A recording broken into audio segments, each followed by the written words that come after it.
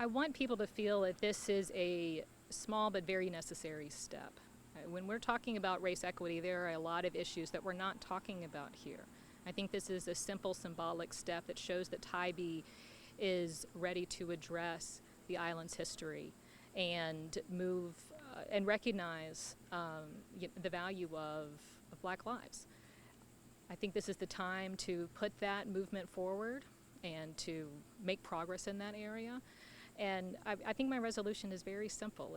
It calls for a website, it calls for some historical markers. We want to recognize Juneteenth. We want to review some data, and we want to appoint a committee to actually look at some larger issues, because I think there are larger issues that really make an impact on racial equity that we're not talking about yet. So I think this is a small but important step. Yeah, I got to say something here. I can't help myself. Me and Nancy talked about this, and I told her then, all lives matter to me. People of color have always been treated as equal on Tybee Island. Now, if you've got some proof that tells me they have not been treated that way, I would like to hear it. Because Spec could tell you, Jay could tell you, our entire lives, people of color that live down here have been treated just like everybody else has. There's never been any racist type things. There's never been anything that they were not welcome. I've sat down and ate supper with them. I've had them at my house. Now I want to know what you got that you said they have not been treated equally.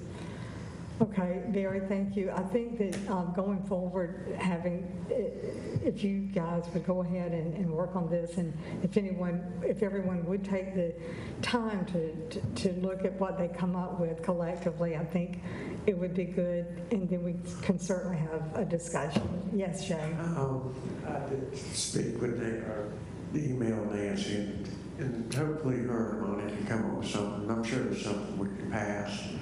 I think we all have a passion to take care of people. I just don't think I think it needed to be toned down somewhat. And that was my thoughts. Talking to her, and I think Monty had some great ideas. But I think we've come a long way down here at Tybee. Thank you.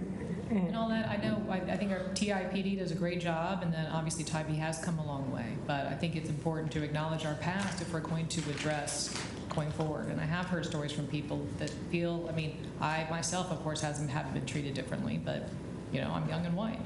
So, and one of the action items is to review our data to see if we have systemic racism. So I think that would be a very helpful thing to do. If I could say something. Sure. I grew up down here at Tybee, Nancy.